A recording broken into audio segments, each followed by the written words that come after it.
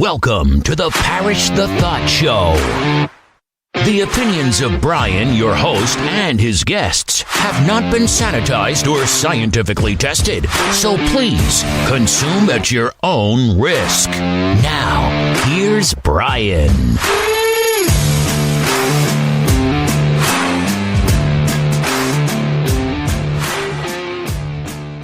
Ladies and gentlemen, and whoever else is listening, welcome back to the show.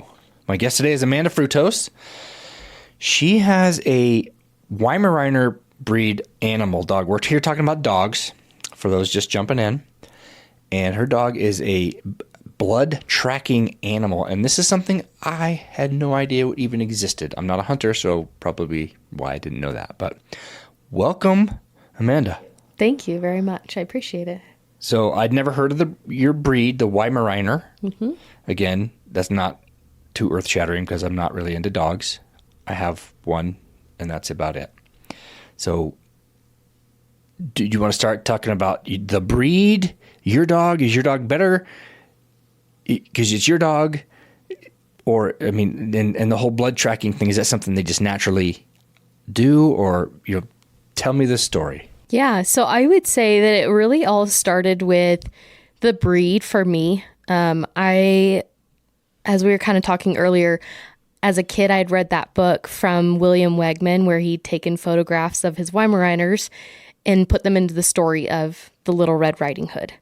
And so as a kid, I was really impressed by that. And then growing up, I kind of always told myself I would have a Weimaraner one day. And here I am now, an adult, and can make my own decisions and purchase my own animals. And so I opted to purchase the Weimaraner.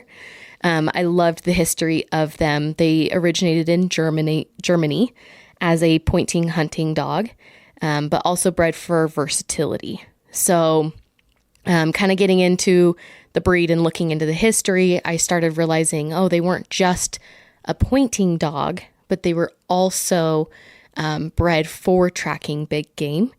And that was one of the big things that they used to do. Still in Europe, they are running them on big game, but in the United States, they're primarily more of a pet. And then you do have some that are really trying to preserve and restore a lot of that versatile history of hunting with them through pointing dog features. And when you say pointing dog features, what does pointing mean? Yeah, so that's an upland game hunting when they're going out and they're looking for birds. And they'll point at the bird once they enter that scent cone. Some dogs are a lot closer up to the bird. Some of them are a little bit further out. But they'll point at the bird and their entire body will freeze. And then the hunter then knows, okay, there's a bird somewhere right in here.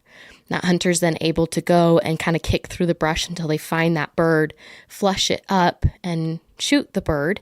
And then the dog is then allowed to be released from that point, retrieve that bird for the hunter, and bring it and present it to them, and like a full complete circle. So that's essentially what a pointing dog does, is they will point and indicate that there is the bird there for the hunter to hunt. Okay. As you're telling me that, all I can think about is the scene in the movie Up. Okay. Animated. Have you seen that? Have you seen that with the dogs? Uh-huh. And I think they do that a couple times. I think they get distracted and they say squirrel, and they just they point. Yes. They do it, but that's all I can think of. Yeah. It seems very.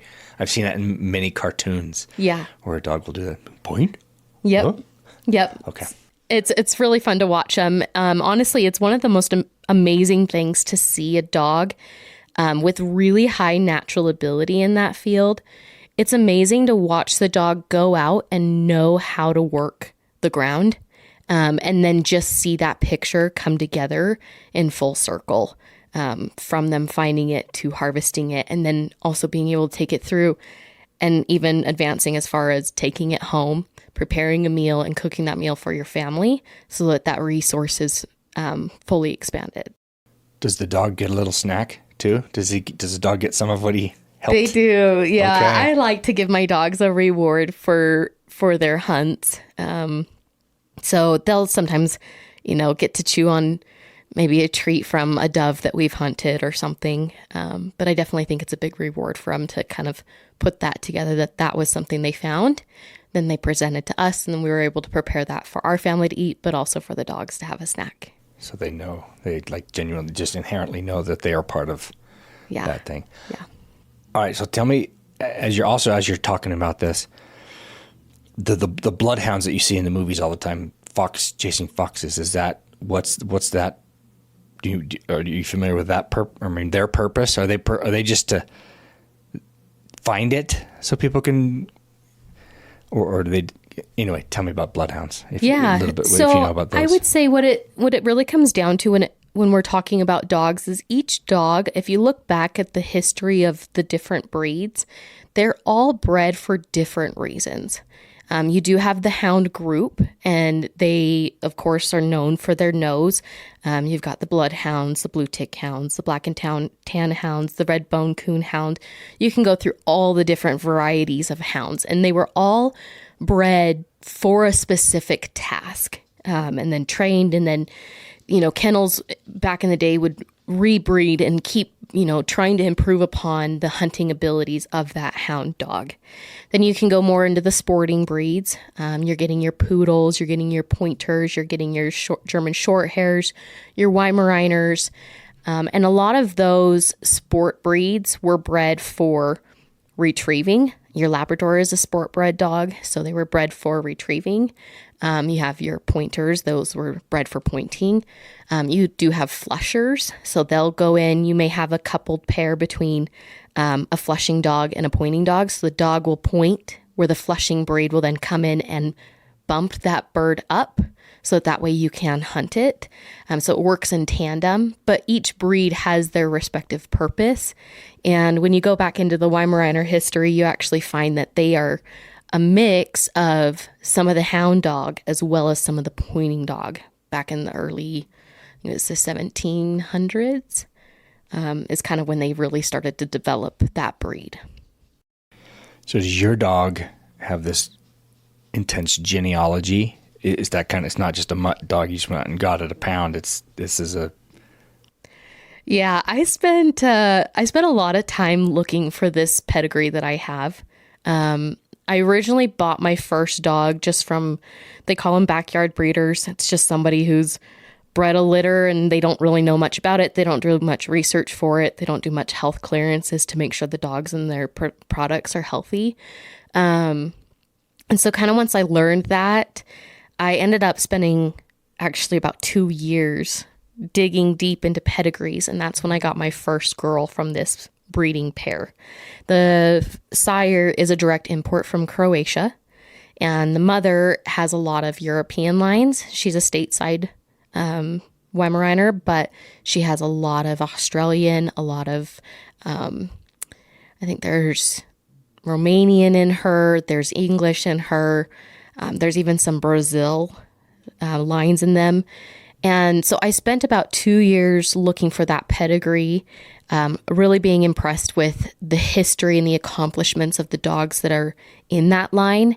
And then unfortunately, due to some health circumstances, that female no longer became a candidate for a breeding program. So she had some eye issues and unfortunately went blind in an eye as just a young puppy. So just kind of working hand in hand with my breeder, she really wanted to try and resolve the scenario and offered us a replacement puppy, which was actually going to be from one last breeding of that pair.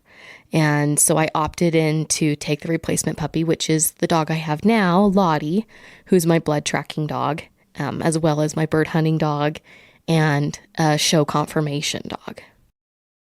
All right, so when you say you're investigating the pedigree, is this like through paperwork or DNA? Because, my brain's going to comparing it to human genealogy. It's like, well, back in my line, we had kings and queens in our... So is your dog like from the kings and queens lines of these, royal elite animals? Yes. Yeah. So there's actually a database online. It's called the Weimaraner Pedigree Database. And it's taken a lot of work from people around the entire world over generations of these dogs and going in and updating them with photos, lineage history, health history, titling and accomplishment history.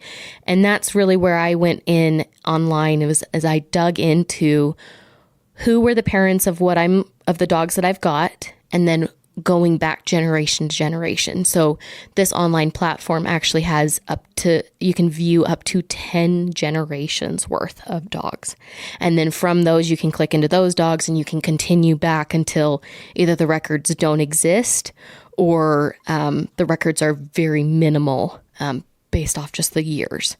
So most of them kind of go back into the early 1900s, which is when the United States were first introduced to the Weimaraner breed back in I think it was like the 1930s is when they first about came over.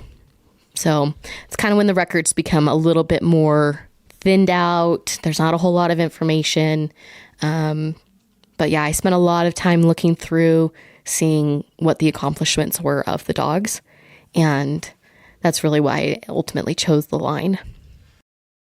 I think it's really interesting how something that is not even on my radar at all, like, consumes your world. Oh yeah. It's fascinating to me that just what is interesting to one person is not even on. Mm-hmm. Like, what does that even mean? Like, yeah. 4 days ago, I didn't know anything about Weimaraners when we were chatting in the office. Oh, I can spend hours talking about it. I I devote my life to it at this point. It's probably more of an obsession than it is just a passion. I mean, there's both in there, but I spend all of my waking time outside of my day-to-day job thinking about Weimaraners, breeding plans, futures of the breed, futures of the blood tracking program, just the whole thing. It's really is a entire life-consuming process. You and your husband, or just you? I would definitely say the Weimaraner side of things is just me. I'm definitely more of the dog-obsessed spouse, but my husband comes into the picture because he enjoys the hunting side of things. So he reaps the benefit of having the benefit or the well-trained dogs that assist him with his hunting world. But yeah, the dog side is definitely on me. Okay, you've mentioned twice blood tracking, so tell me what that's all about. Yeah, something I'd never even heard of. I thought guys just went out there and shot a whatever and went out and got it, and that was it. Yeah. When it comes to the blood tracking side of things, the hardest part about hunting is that in like any sport, when you want to be really good at it, you do everything you can to train and prepare yourself for those events and activities or competitions or whatever it is. And when it comes to hunting, it's very similar. People spend a lot of time, they dial in their rifles or their bows or whatever weapon it is that they're using when they're hunting, and they practice all year long so that way when it comes to hunting season, they're not putting the animal at risk of just an injury. However, I would say that, like us humans in competition, sometimes we have bad days and sometimes mistakes are made. And that's a similar thing with hunting, is sometimes what could have been a good shot maybe wasn't. It could be because you dialed in your scope and you bumped it because you fell. You didn't mean to fall, but it was just an accident. Well, then you don't realize that just that tiny little bump to your scope can throw off your weapon, and maybe where you think you're going to hit spot on and you would have hit spot on is now a little bit further back than what you intended, or maybe it's a little bit higher. And so when it comes to the hunting side of things, there's times where shots just don't end up right. And that's where the whole blood tracking thing comes in, is a lot of hunters will try and go in and find their game, as they should, and then they can't. The visible trail of blood sometimes goes dry and there's nothing there anymore, and they still don't see their animal. So when it comes to the blood tracking, it's utilizing that dog to go in and basically smell the invisible trail that our human eyes can't see and our nose can't pick up because of the power of the dog's nose. So that dog can then push that line, extend it by maybe it's 100 yards, maybe it's 500 yards, maybe it's 1.5 miles, just depending on the animal and the wound. And so the hope is that those dogs can then go in and assist that hunter with locating that animal, whether it's wounded or it is a fatal shot. Instead of letting it go to waste, now they can actually bring it home and harvest the animal fully. Okay, when I was reading your article about that, I guess going to waste means that you, as the person who killed it, can't have it. Because yes. Obviously nature's not going to let it go to waste. Other animals are going to be able to feed off of it. But I get the whole, you killed an elk or something and that's a lot of meat and you want that. So you got to go get it. And then you mentioned there was something about if like a good shot on an animal, obviously you want it to be, just drop them immediately and be done rather than, you said if it hits in the guts or something like that, then it can spoil the whole animal, right? Because of the infections. Yeah. It ruins the meat over. Is that? Yeah. So a couple calls that we've taken to the most recent ones that I feel like are really great examples of the difference in this scenario with blood tracking dogs is I had one call down in central Utah, and the hunter had called us and said, hey, we tried to track this elk that I had shot. It was a great shot, but we only had about, I think it was 15 to 20 minutes before a storm came in of rain, and it just downpoured on them. And because it had done that, what happened was all that blood trail was actually washed away, and so they could no longer find it. And so then we had responded and gone out, and it really was a great shot. The animal didn't die that much further from where they had left the trail, but because they couldn't see it, they couldn't track it. I took my dog out, and while there were some hiccups with the trail because they had grid searched after their last blood, it caused some confusion for the dog, but we were able to work through it, and then we were able to actually recover that elk. And then looking at it, that was actually a great shot placement where we did take a call early in the season this last year, and the cow had come up to the hunter. And of course he had shot it with his bow, but in the midst of that arrow flying and the sound of the vibration from the bowstrings, that cow had actually done a 180, had flipped around. And so the arrow impacted in a spot where he hadn't intended on actually hitting. And that actually penetrated the gut cavity.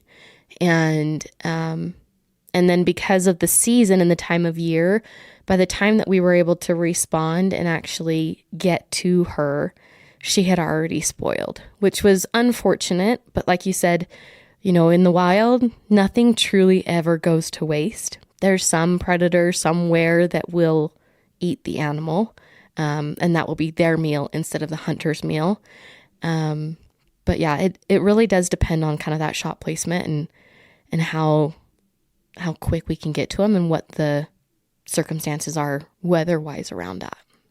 So when you say you got a call, are you like a 911? Like hunters have this on speed dial? Is that, how do hunters know about you? Yeah. So we're part of a network. My dog and I are part of Rocky Mountain Big Game Recovery. It is a regional network of trackers that cover the Rocky Mountain West. And we have a map system online that hunters can go and find a tracker that's nearest to them. And then they contact us and they say, hey, this is kind of what I've run into. This is the animal I've hunted. Here are the details. And we'll go through. Sometimes it's 30 questions. Sometimes it's 100 questions, because we're essentially trying to gather as much of the story as possible to know exactly what we're signing up for when we go out. Just because our calls sometimes are 20 minutes away and sometimes they're 4 hours away. So we just want to make sure we understand, what kind of a scenario we're walking ourselves into. But the hunters can then contact us. And if we can't ultimately go on that call, then I can send it to my network of trackers and say, hey, all these other 50 trackers can then try and take that call and respond to help the hunter so that they have their best odds of trying to recover that animal. All right. So how many trackers are there in, like, say, the state of Utah?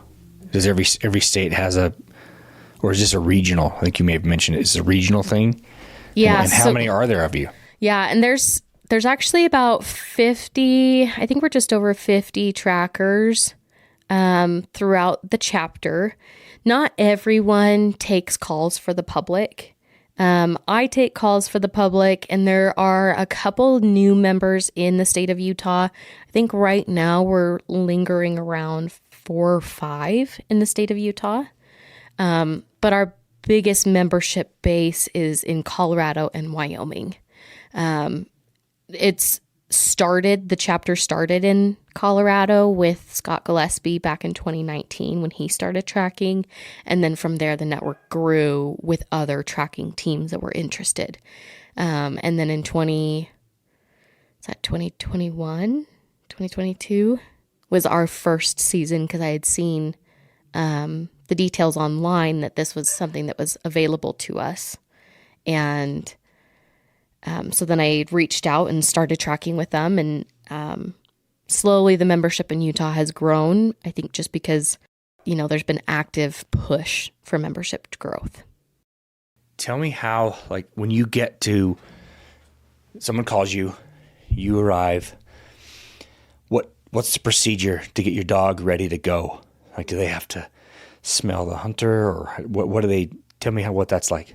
Yeah. So when they're on scene, I feel like this 911 and the ambulance comes and here's the paramedics coming out and it's a dog. I would call us the hunting world. We're like evidence technicians, right? We're crime scene investigators. We go out because we actually host a seminar and test weekend every year. And it helps us to learn different techniques of analyzing scenes.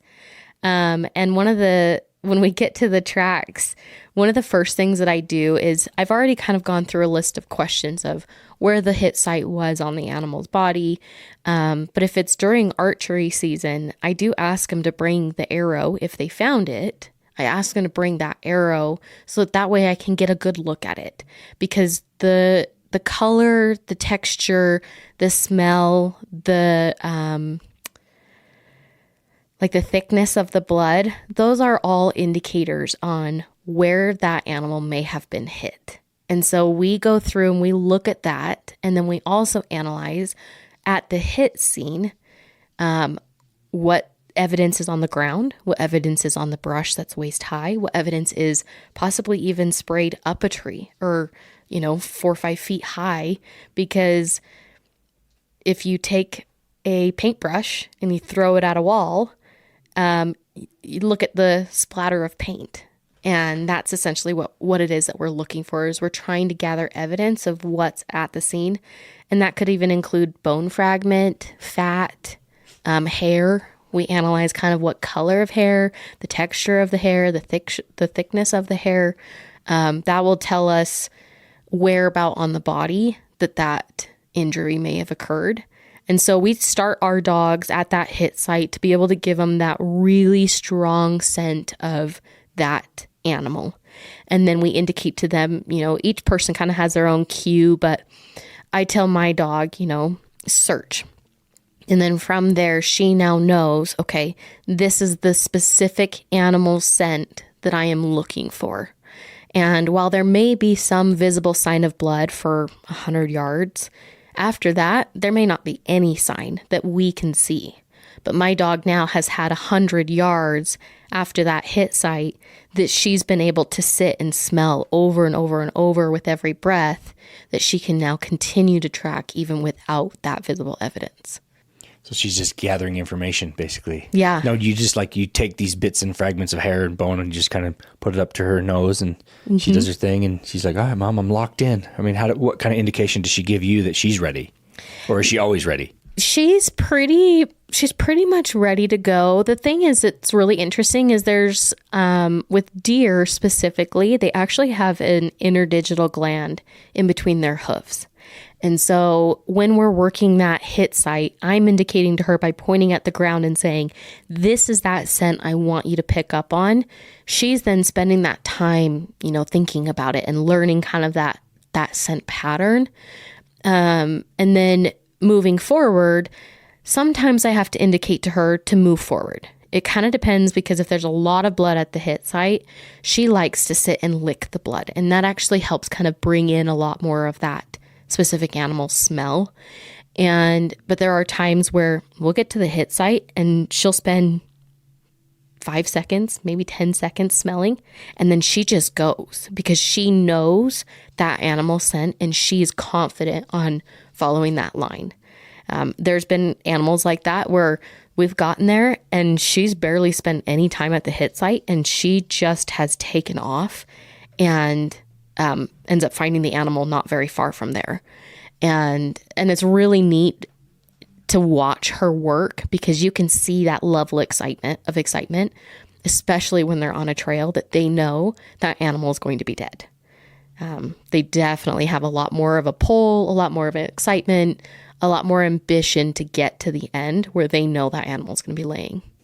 And if the animal's not, like it's still moving around, does that change their level of excitement, or is it more fun for them to find something alive? Yeah, I mean, in the sense that they are predators, so they still they get excited about things that are a prey. But one of the things about our chapter is that being out in the West, we actually are limited that we have to have our dogs on leash. So we're not out just running dogs willy-nilly and letting them just chase and harass game.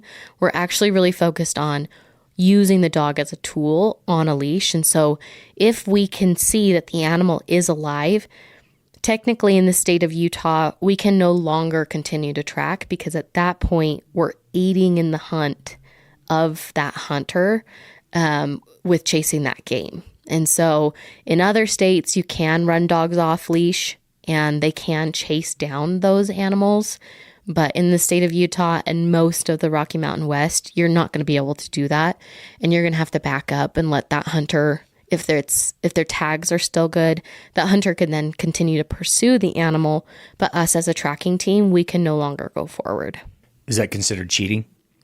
I would say so, because you've just tracked down that animal where the human couldn't, they couldn't locate it, which is why we're out there in the first place. And so to have that help with locating it and then hunting it, you do run into, there's, ethics questions of, is that fair? Is it not fair? Especially with the animal being wounded. Is it a fatal wound, or is it something that the animal could have gotten away with? Because if you look at coyotes will continue to run that animal. If they're on a trail, they'll keep running it until they run it down. So it's essentially the same thing with dogs. We don't really want to run them down, because if they could have lived, then we would much rather see them live and be just fine and be hunted another day, possibly, than, to go through that pain and agony of being chased down by a dog. Live to die another day. Yeah. Yeah. Okay. What kind of reward do you do for your dog when they succeed? Do you give them a little trophy, or how do you reward them? Yeah. I think it's kind of variable depending on the dog. There's some dogs, and even my dog, we'll get to the end and she'll be super pumped on that track. And I know we're going to find it based off of her behavior. And we may get to the end and she sometimes is a little bit standoffish. She's not quite sure. You can tell she's proud of her accomplishment in finding it, but she may not really want to have a whole lot to do with it. Now, if I get a hide, a piece of hide from the animal once they've harvested it and they've taken it apart, she'll take that hide and she'll gnaw on that hide all day long. She loves the hide. But when it's intact with the animal, she's not usually super thrilled about it.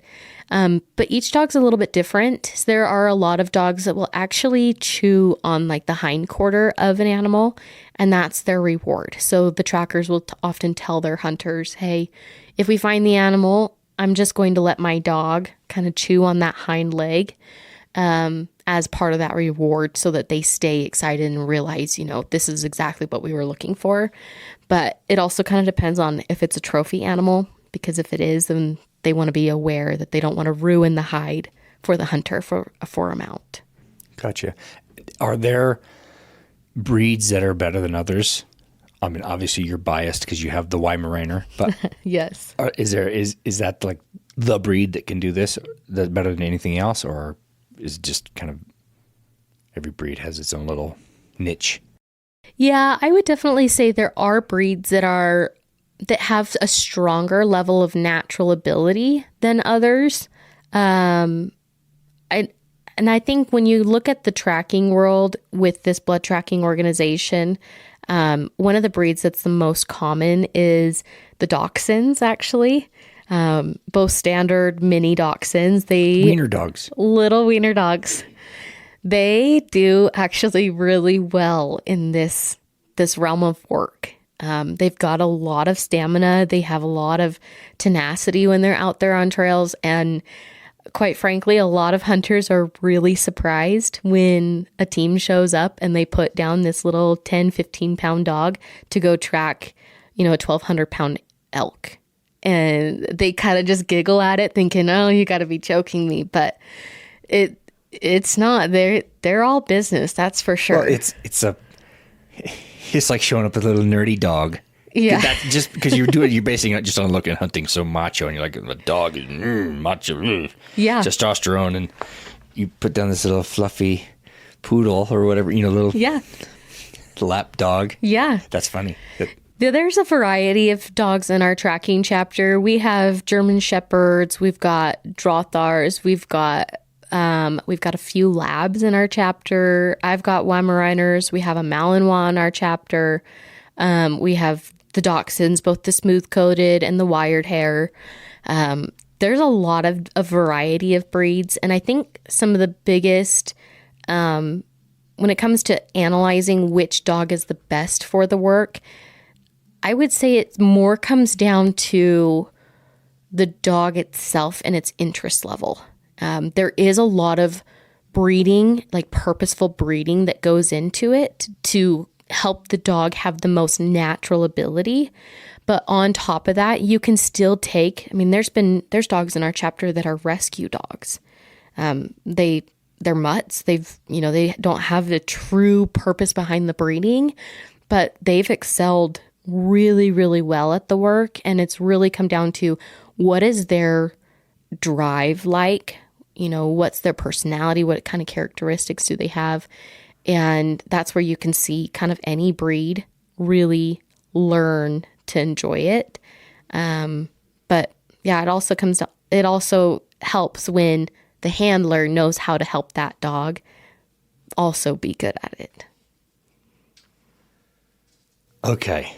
As we kind of wrap this up, What haven't I asked you about this world? Because I don't know what else there is to ask, but I'm sure there's tons more. So What haven't we talked about that you want to share? I think the biggest thing about blood tracking is, at least for our chapter, our main focus is the conservation side of things. While we do, enjoy working our dogs and we find a lot of reward in that recovery, a lot of our chapter is actually working to make sure that those big game animals are not being left to waste by hunters. It's a gut-wrenching feeling when you've wounded an animal and you can't find it. And so our hope is that by providing this resource for hunters, that they then exhaust every option to not leave that animal either wounded in the wilderness or wasted and not taken home to feed their family for the year. And so with this chapter, that's kind of the ultimate goal, is that we don't really set fees. We don't really have, it's a nonprofit, and our main intention is to really educate the public on how to hunt and have ethical hunting practices, but then to also conserve their resource by calling a useful item in when they need help locating their game. Okay. That's cool. That's a cool service. Something I'd never even known about. So all my friends and fans who are hunters now, in case you didn't know already, don't waste your animal. Shoot it right or don't waste it. So how do people reach you? How do they find this chapter or you directly if they're a hunter and they want to have you on speed dial or something? Yeah. So we have a website. It's called RockyMountainBigGameRecovery.org. You can also find us on Facebook. We have a private Facebook group. We also have a public Facebook page. And we also have an Instagram account that is all Rocky Mountain Big Game Recovery. And then My personal page from my dog content, if you want to follow us, is Wild West Weimaraners on Instagram and on Facebook. And yeah, those are our main sources of contact. All right, and those will all be in the show notes for those who are listening. So, Amanda, thank you so much for coming and sharing a bit about your world that I knew nothing about. Thank you very much. It's been fun having you. Thank you. Thank you again for listening to The Parish the Thought Show. We know you have many podcast options and appreciate that you have chosen us. If you love what you hear, please give us a rating on whatever platform you find us. And don't forget to share, like, and subscribe. If you hate what you hear, only tell us.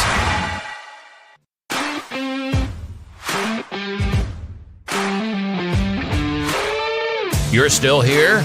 Click on the next episode for more from The Parish the Thought Show.